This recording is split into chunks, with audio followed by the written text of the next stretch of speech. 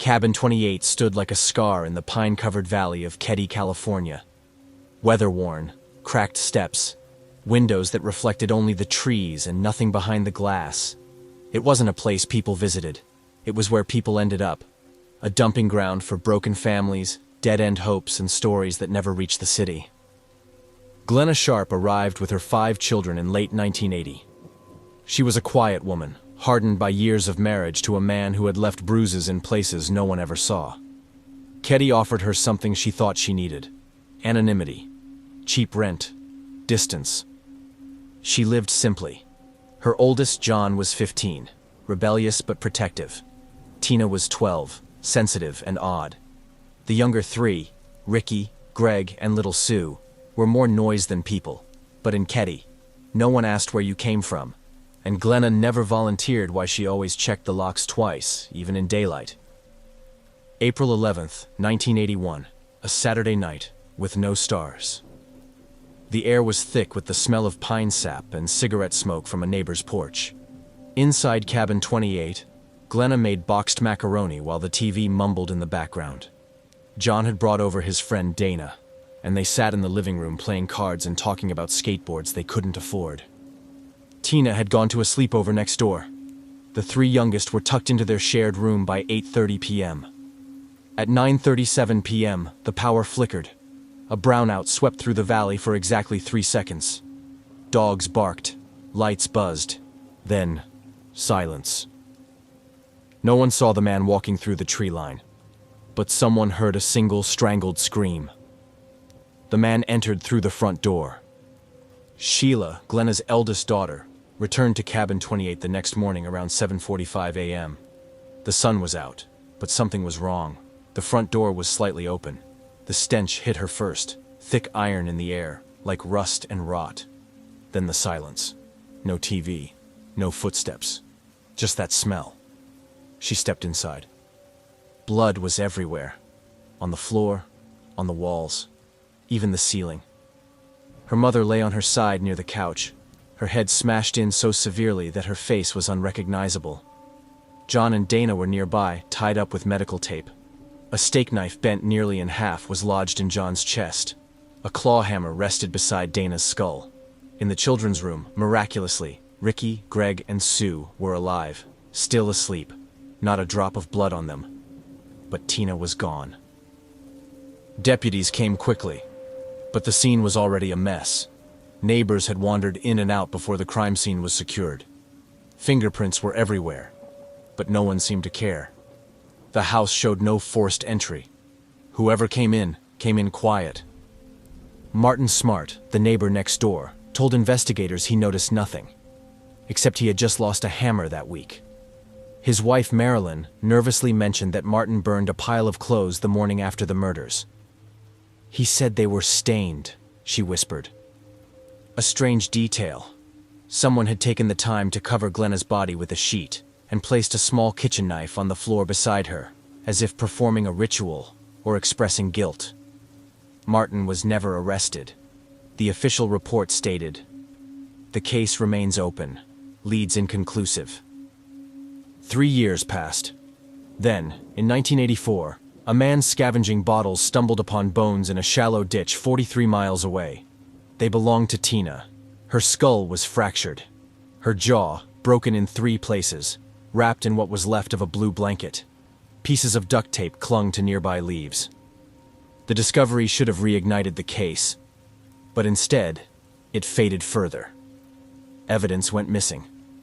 A portion of the autopsy was redacted without explanation. Officers were reassigned. Some quit. Sheila, now a young adult, pushed for answers. Every question led to silence.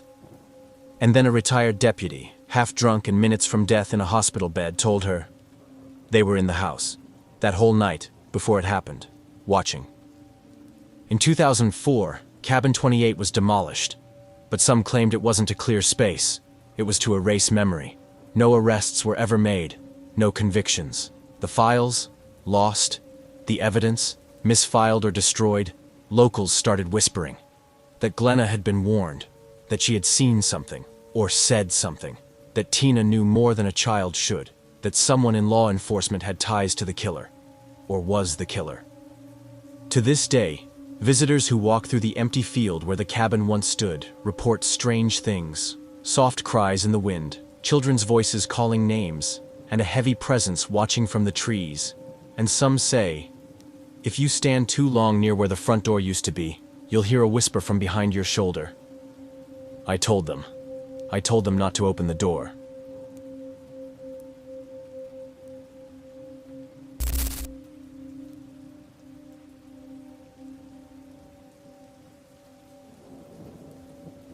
The Walker family lived in a white-painted farmhouse surrounded by orange groves in Sarasota County, Florida. It was peaceful land, quiet, warm, and crawling with the scent of citrus. Christine and Cliff Walker had two small children, Jimmy, age 3, and Debbie, just a year old. Cliff worked at a nearby cattle ranch. Christine stayed home, raising babies and baking like clockwork. On December 19, 1959, the sky was silver with the threat of rain. Cliff clocked out of work at 4:45 p.m. and headed home for dinner. He didn't know that someone was already in his house. Christine Walker was seen alive at 4:30 p.m. by a neighbor. She had stopped at a general store with little Debbie in tow, picking up milk and bread. She smiled like always. At 5 p.m. the farmhouse phone rang. No one answered. Inside the home, Christine had just walked through the door when the first blow struck. There were no screams reported, no broken glass, no signs of forced entry. By the time Cliff arrived home, 20 minutes later, his family was already dead, and within minutes, he would join them. When neighbors found the scene later that night, dinner was still warm on the table. The house was dim. The lights were off, except for a hallway bulb flickering above the children's room. Christine had been raped and shot in the head. Cliff was gunned down near the front door, his boots still wet from outside. Jimmy was shot once in the face. Debbie, too young to even speak, was drowned in the bathtub. It wasn't just murder. It was intentional, personal, quiet. Nothing was stolen, nothing disturbed, except 4 lives. Investigators flooded the house. The crime shocked the nation. Newspapers screamed, "Christmas massacre." Christine's diary revealed something strange. She had been uncomfortable with a man she met weeks earlier, a family friend of a friend.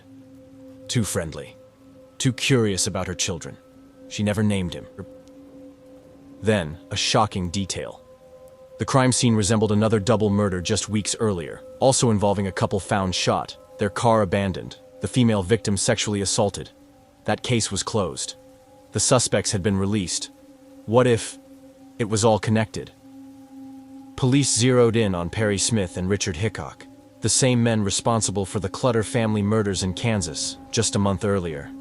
They had been in Florida around the time of the Walker killings. Hickok even bragged to a cellmate that he'd committed another one down south. But there was a problem. DNA testing, conducted decades later, was inconclusive. Fingerprints were partial, and the bullets didn't match. Some believe the men bragged about killings they never committed, to feed a legend they didn't earn. Others believe they did do it, and Florida just didn't want to admit they let them walk away. The Walker farmhouse was eventually abandoned, then razed. But those close to the case say the place never truly emptied. Officers who visited the home years later spoke of strange things: faint crying from the walls, footsteps above where the attic used to be, a bathtub that always seemed damp no matter how dry the day. The killer, or killers, were never charged. The killer, or killers, were never charged. And to this day, each December 19th, someone leaves a bowl of cold soup and 4 plastic cups at the edge of where the farmhouse once stood. No one knows who. Some say it's guilt. Others say it's remembrance. And a few still believe whoever did it might come back to finish what they started.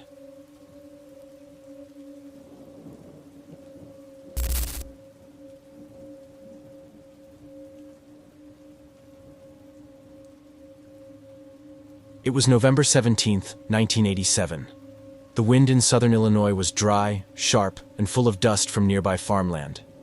Keith Dardine was 29, a plant operator, soft-spoken and polite. He lived in a small trailer with his pregnant wife Elaine and their 3-year-old son, Peter. The family was quiet, reserved, church-going, never had trouble. But Keith had grown uneasy lately. There had been a string of brutal murders in nearby towns. He told co-workers he was thinking of moving. He even refused to let strangers in the house. "People out here are losing their minds," he said once. 2 days later, he was found dead in a field, shot and mutilated. On the morning of November 19th, Keith didn't show up for his shift at work. That was unlike him. His boss called repeatedly, no answer. So he called the police. When they arrived at the Dardine trailer, it looked untouched. The TV was off, lights dim, the door was locked, but something wasn't right. When police entered, the trailer was quiet. Too quiet. Inside, they found Elaine, her face beaten beyond recognition.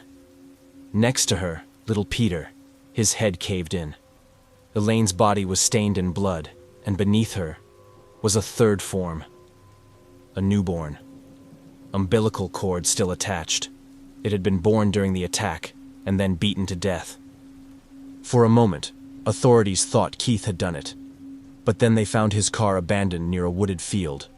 In the thicket nearby, they found his body, bound, shot 3 times, and his genitals mutilated. No signs of a struggle, no robbery, no fingerprints, no forced entry. It was as if death had simply chosen them, erased them, and vanished. News spread fast across Jefferson County. Churches held vigils.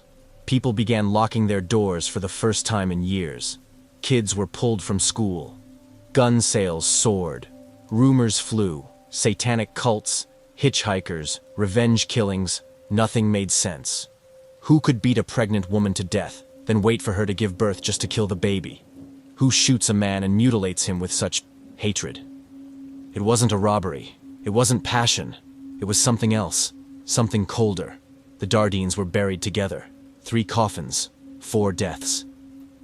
In 2000, a man named Tommy Lynn Sells was arrested in Texas for a separate child murder. A wanderer. A drifter. A walking ghost with a toolbox of knives and a trail of corpses. Then, out of nowhere, he confessed, "I killed the Dardines." He described the crime in chilling detail, claimed Keith invited him in, said they watched TV, drank beer.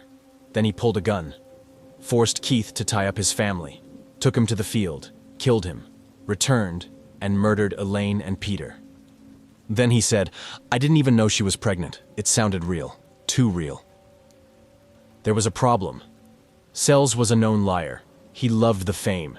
DNA evidence couldn't confirm his presence, and the method didn't match his other killings. Some believe he confessed just to delay his execution. Others believe he was telling the truth, and that the system let him walk past them for over a decade. To this day, no one knows for sure. The murders remain technically unsolved. The Dardines' only remaining family, Keith's parents, refused to talk to media ever again. And that small trailer near Ena, Illinois, it was torn down. But locals still say, if you stand by the lot at night, you can hear 3 knocks on the door, one after another, then silence, just like it started.